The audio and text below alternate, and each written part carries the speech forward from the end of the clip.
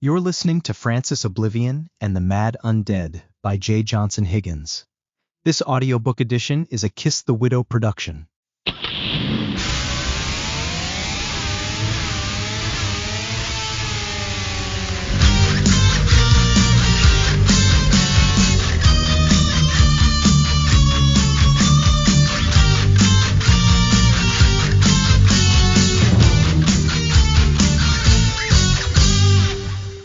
Chapter 12. A. E. O'Connor and the New Journal. Journal of Dr. Rebecca T.D. Stars Azza, October 16th. As time went on, I delved further into the mystery man known as Adrian Eckenrode and learned that he also went by another name, A. E. O'Connor. It was when I asked what he liked to do, generally, that he replied, I used to like to write fiction. I've published some of my work, but I'm not very well known. I have some new projects, but they're not in a form ready to be put out.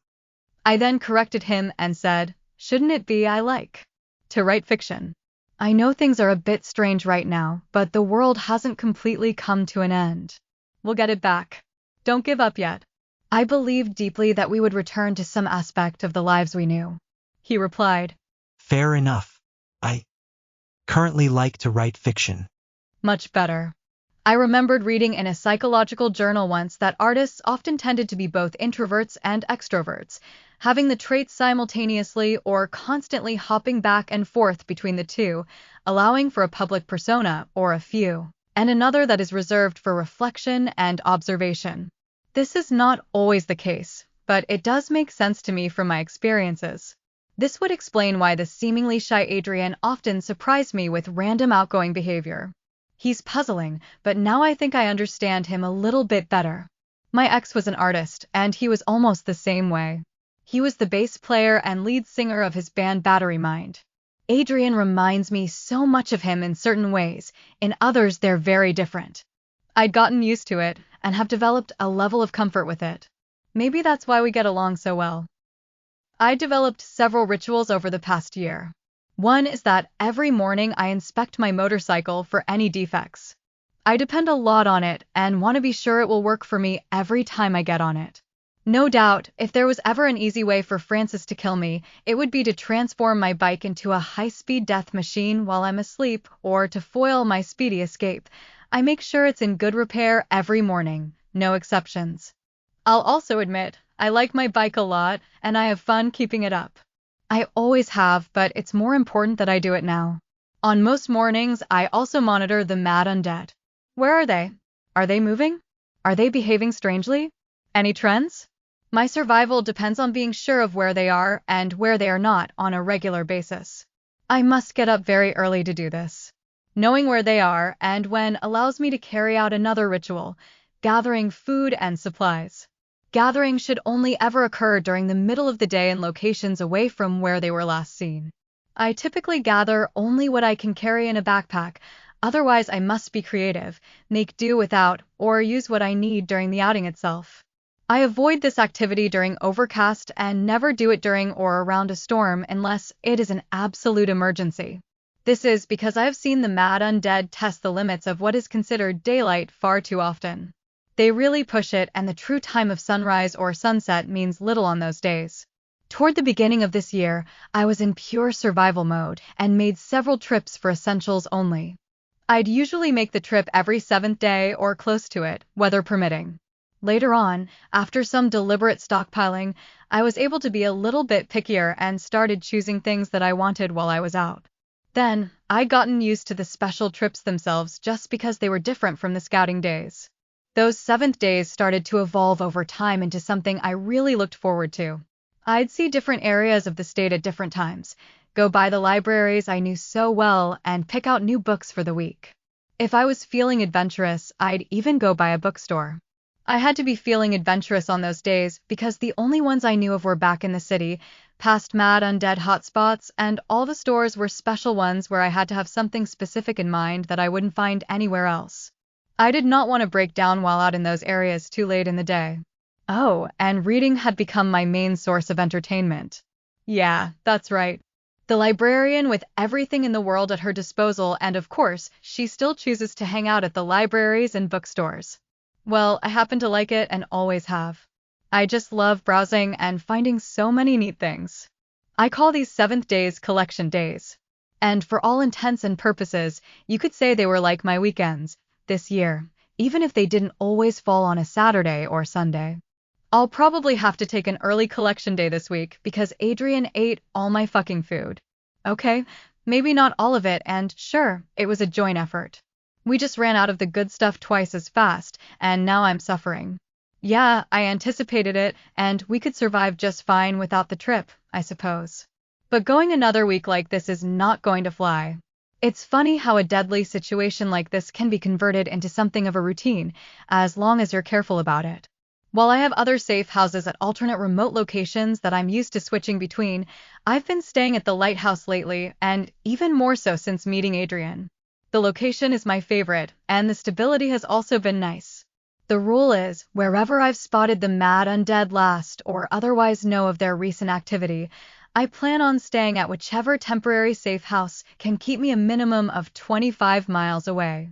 My rationale is that I've seen these creatures run at incredible speeds of what I would estimate to be just over 25 miles per hour at their peak, if I'm alerted in any way that they are coming or I've inadvertently drawn attention to myself. I prefer the peace of mind knowing that it would take them about an hour to reach me if they ran at top speed with no brakes.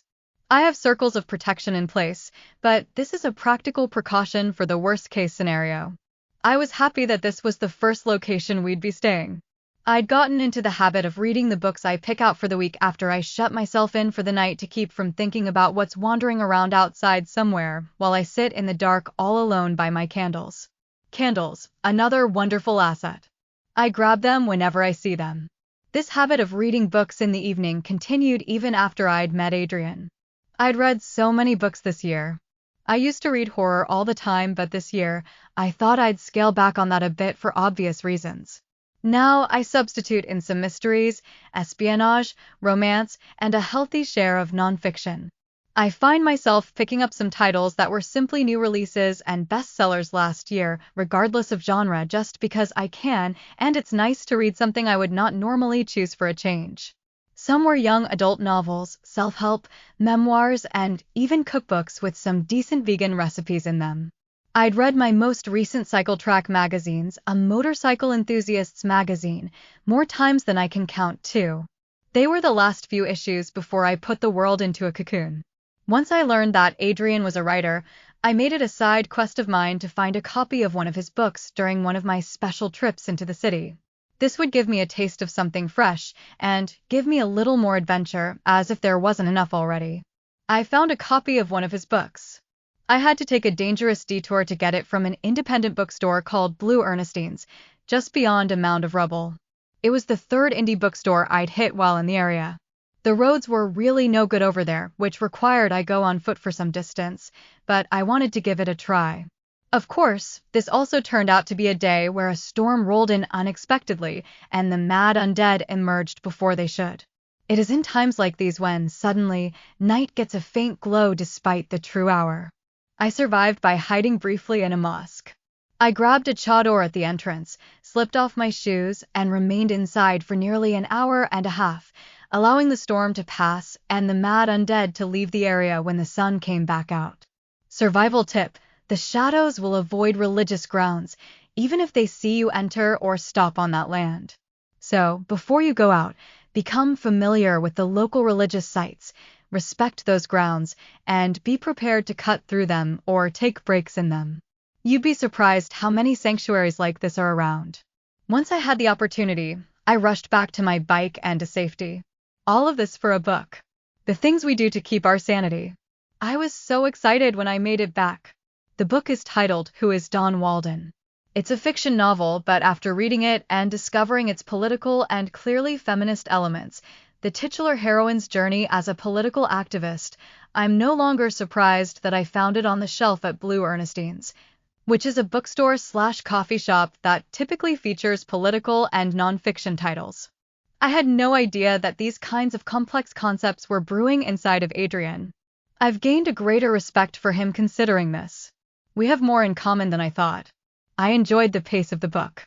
I read the entire thing cover to cover in just one night, and I have to say that he's pretty good, honest to where I trust the narrator, Maybe a little bleak sometimes, but no one can say that he isn't clear. He's modest, too. It was not difficult to find once I was there, so he's probably a better-known author than he makes himself out to be if he's only been here in Siena for a few years and is a student. I learned more about him. Adrian is apparently a literature student and one who could have easily crossed my path. Maybe we did cross one another, briefly, but if we did, I just didn't know him at the time. During our conversations, I learned that he's a little more than a decade younger than me, but he assumed he and I were roughly the same age when we first met. I can't say the same for him, as I thought he was even younger than he is. We've both been around this community without necessarily meeting for a few years. With me as a newer professor at the same university, he could have easily landed in one of my lower-level classes if he'd chosen it as an elective or if he had an introductory class with a library research tutorial or even come to one of my literature review workshops, open to all students, but usually attended by the grad students. He was a barista at one of the little coffee shops on campus as well, though I'm not sure which one, and I'm not much of a coffee drinker except on rare special occasions. The planets just did not line up for us to meet despite all of this. If we had, I wonder would it have had any bearing on my current actions, feelings, and thoughts about him, or his for that matter. As of writing this, I really like Adrian, and it is obvious that we are now more aggressively testing how much we each like one another. This should be discussed briefly. I apologize in advance if I'm digressing too much again. I do that sometimes, but it will bug me until I get it out. Beneath the surface of everything we're doing, we're both playing at the possibility of an intimate relationship, but haven't really committed to anything. I think my reluctance stems from a slightly more pronounced feeling of responsibility for Adrian's well-being than that of satisfying my own feelings, despite my woefully neglected desire for intimacy over the last year. But are these things mutually exclusive? Safety and sexuality? I don't think so. It's just my status quo. Not accelerating things, though I know that I probably could. The feeling is odd. I feel protective of Adrian, almost like a big sister assuming the role out of necessity, but that's just the rational side of me that's on autopilot, the results. It doesn't seem to end there, though. The more I've gotten to know him, the more I've wanted him around. I just know how dangerous this world can be for people I'm close to. I want to be sure that my head is on straight, that's all. Last time it wasn't. Someone died, and I don't want that to happen to Adrian. I'm just being overly cautious, I suppose, and for good reason. That is the source of my divided mind, I believe. I suspect from our discussions that Adrian's reluctance comes from a different place entirely. I get the sense that he has not had a great experience with the women that he's met and really liked so far. He was perhaps picked on or humiliated by the girls he thought he liked, and I don't mean any of that in the endearing sense. He's taken many risks in attempting to make something more of his relationships, but ultimately became the injured party to people who have all along taken him for granted. I think he's afraid of me for that reason. He's afraid that if he likes me, which he seems to, it equates to me hurting him in the long run, because that's all he's known to happen. Sure. This sounds like a hunch, but I'm good at reading these things from people, and I'm pretty sure I'm right about it. Back to my point, I suppose. The result of all this lack of commitment between us is a high level of awkward flirtation, as well as oddly worded conversations that dance around the topic and so forth. Even though we're not together, we would seem to be, to a casual observer. We certainly aren't above jealousy about each other's past experiences. We also do each other lots and lots of favors that uncommitted people just don't bother with and, despite all that I've said, still tease each other. So, yes, the one thing I'm sure of is that we're somewhere in between. This type of unofficial affair is wearing on me, though. I'm not a fan of being unclear about what I'm doing, but I must admit that I'm also part of the confusion, and for the most ridiculous reasons imaginable. This goes well beyond Adrian's safety. But safety is the reason that looks the best on paper as I write here. My reasons are silly ones. For example, acknowledging that the world is simply on pause and considering our inevitable return to our shared academic institution once the challenges are resolved. And considering his attraction to me or my attraction to him or whose ever attraction is the dominant one, it all seems slightly bad from a professional standpoint and socially out of place to some degree, right? I know that some people may consider our potential situation exciting or cute, an affair between a professor and a young student in total isolation, but I couldn't disagree more, and I wish circumstances were a little different. This isolation is not permanent, which isn't to say that I'd prefer it to be, and I want to live openly, as I always have. I realistically wonder if this could be a problem down the road, if I let this happen and run its course. Okay, here it is. The true source of my ridiculousness is this: while not prohibited at my university, relationships between faculty and students are discouraged. My restraint is largely institutional. I hadn't given the obscure, overlooked, and single-lined policy much thought before now because I'd planned for something else. I didn't envision myself falling for a student or a student falling for me. I did not believe that such a student would become so important to me or that he would be sleeping under the same roof as me. I didn't envision that I would awaken and feel good that he was safe here with me. In the past, I'd rejected advances from students all the time, not because they were bad matches or bad people, but because I thought it was inappropriate. But then Adrian happened, in this weird scenario, and now I'm conflicted about being by the book. I didn't meet him as a student, and he did not meet me as an educator, but I'm not sure if any of that matters. Even if he's not my student exactly, he's a student at the university and could be my student someday or in my formal realm of influence, so I feel some obligations to keep some distance. Watch over what kind of person he becomes and make sure my actions are in his best interests as a student rather than in mine. I try my best to put myself in his place as well, though. I do not want to risk putting either of our academic careers in jeopardy or under any kind of unwanted strain. On the surface, I find myself in a position of power over Adrian, and already he's begun to admire me, but what does that really mean? It's always a fine line, drawing that distinction between power, being admired, and then that doppelganger of attraction, which has many of the same symptoms and faces as the others. With those who have had positions of power over me and those I've admired, I, myself, have had to, in the past, and on far too many occasions, make an extra effort to be clear and show that my interaction was not a sexual one, that, when I smiled, I was genuinely just amused or friendly, not flirting, etc. Adrian does not have that kind of safeguard or filter in place, from what I can see, and I suspect he has never truly needed or had to use one like I have. It's such an odd experience to have this role reversed and be looking for the clues that I might be misinterpreting our interactions. And so, I return to my point. I'm not always the one in this type of position, but here I am. I actually hold the keys to our proverbial kingdom, and for that reason I'm not fond of the idea that I might be taking advantage of him. Still, I think he likes me, and to be honest, I like that he does. Fundamentally, I must also ask myself, is there room for a relationship now? Any relationship? Friend, lover, otherwise? I need to just focus on Adrian's protection and deal with Francis, right? Isn't that why I'm here? That's how this works, right? There's no place for anything else, is there? This is serious. Then again, Adrian has helped me out in a practical sense in addressing danger too. He's always ready to handle surprises in a consistently cool manner despite the chaos, and this puts me at ease. Let me clarify that point. I would generally classify him as a calm person, but one with a healthy level of anxiety or wariness.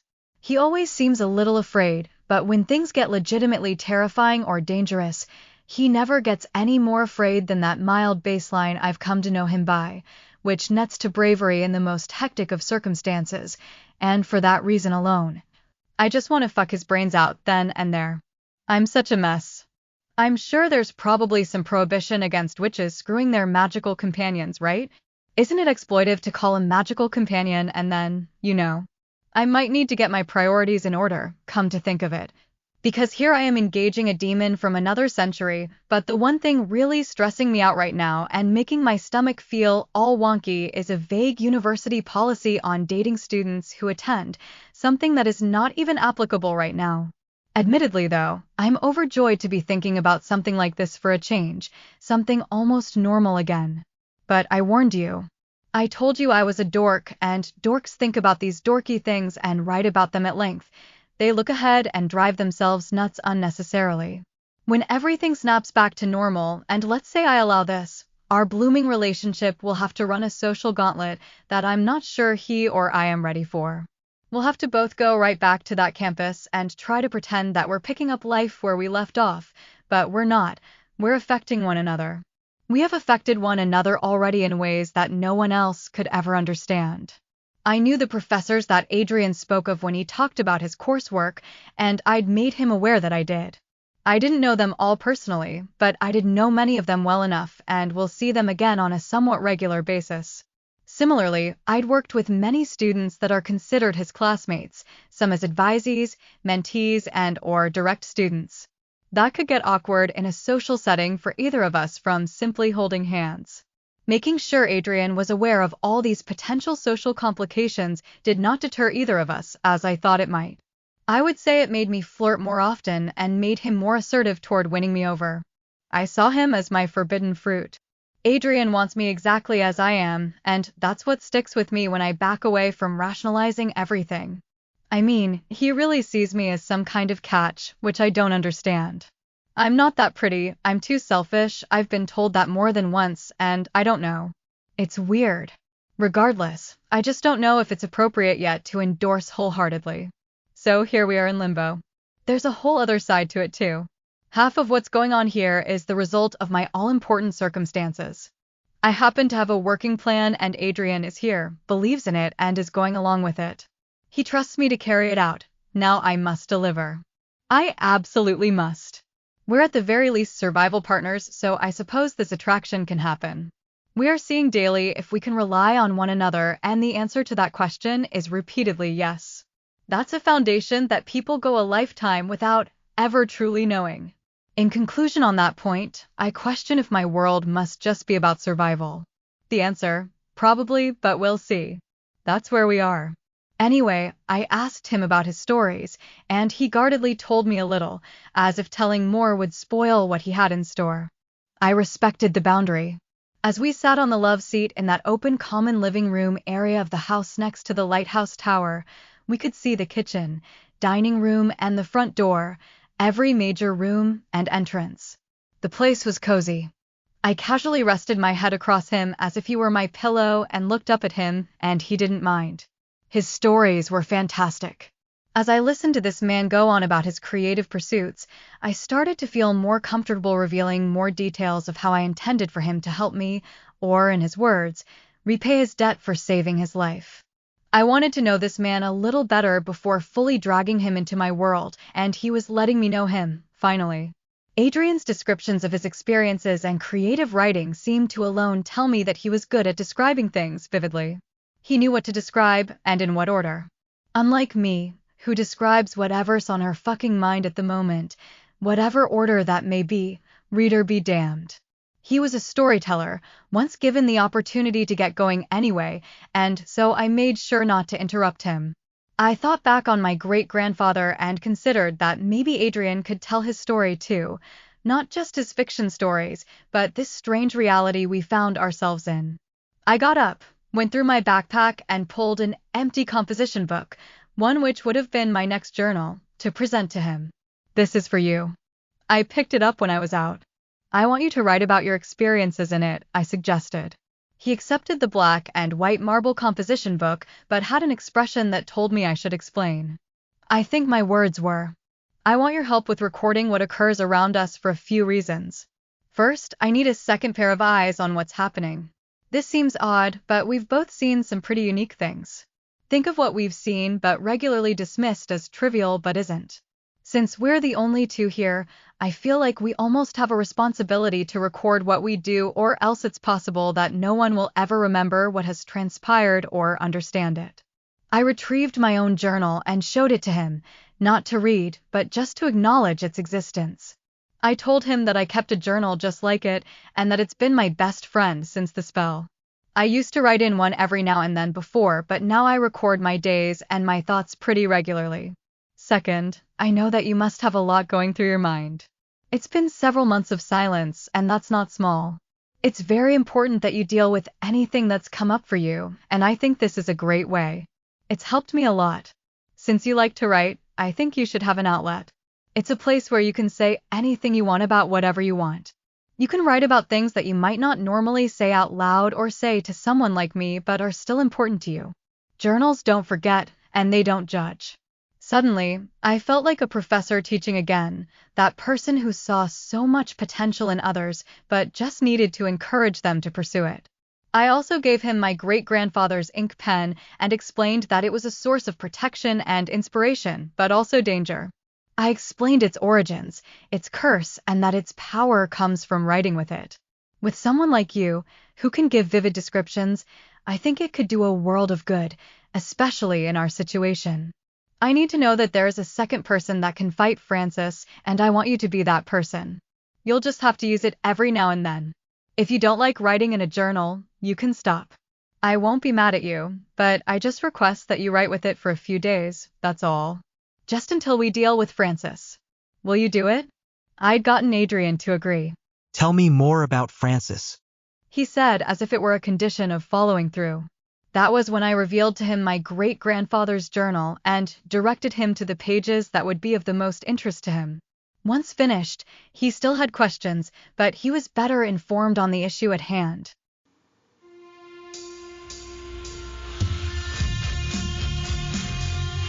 This story is 100% original and written by a human, yours truly, the author. AI was not used to write, prompt, organize, or otherwise generate this story.